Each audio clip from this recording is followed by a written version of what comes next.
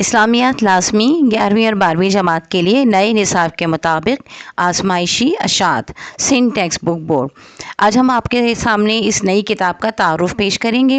اس کتاب کے موضوعات کو 4 بڑے حصوں میں تقسیم کیا گیا ہے، جنہیں کہ باب کا نام دیا گیا ہے، یعنی باب اول، باب دوم، باب سوم اور باب چہرم۔ ان 4 ابواب کو بھی مختلف حصوں میں تقسیم کیا گیا ہے۔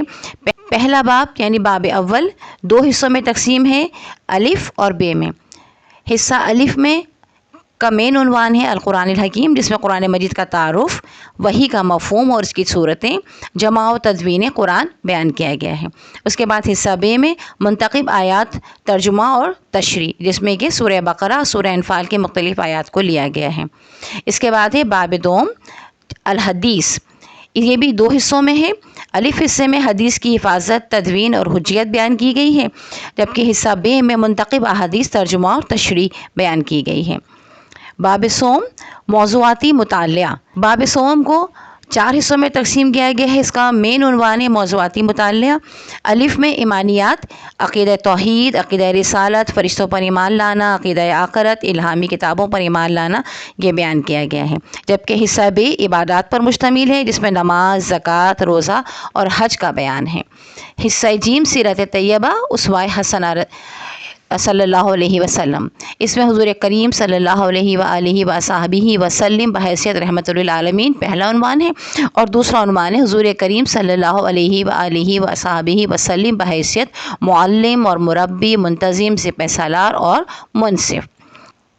حصہ نمبر 4 دال میں اخلاق و آداب بیان کیے گئے ہیں، جس میں صبر و استقامت، عفو و درگزر کرنا، عدل اور انصاف، اسلامی اخوت، حقوق العباد، عورتوں کے حقوق، مسلمانوں کا باہمی اتحاد بیان کیا گیا ہے۔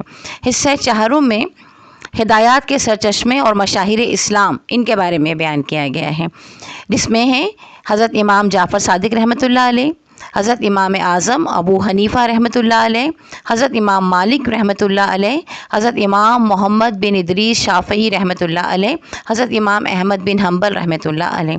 ماشاءاللہ کتاب میں بہت اچھی چیزوں کو شامل کیا گیا ہے، جس کو پڑھ کر امید ہے کہ اگر آپ اس کو صرف اس حساب سے نہیں پڑھیں گے کہ مجھے امتحان پاس کرنا ہے، بلکہ آپ اسے زندگی کے امتحان اور آخرت کے امتحان کے لیے پڑھیں گے، تو یہ آپ کے لیے بہت معاون ثابت ہوگی اور آپ کو ایک اچھا مسلمان بننے میں بے انتہا مدد کرے گی انشاءاللہ تعالی۔ ہمیں امید ہے کہ آپ اس کتاب کو بہت اچھی طریقے سے دل و دماغ لگا کر پڑھیں گے اور اس پر عمل کرنے کی بھرپور کوشش کریں گے۔ اللہ تعالی ہمیں بھی اس پر عمل کرنے کی توفیق عطا فرمائے۔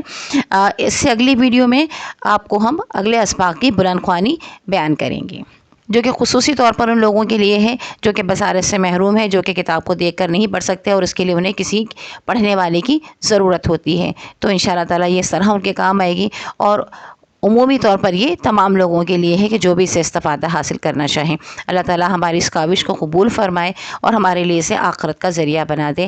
آمین ثم آمین۔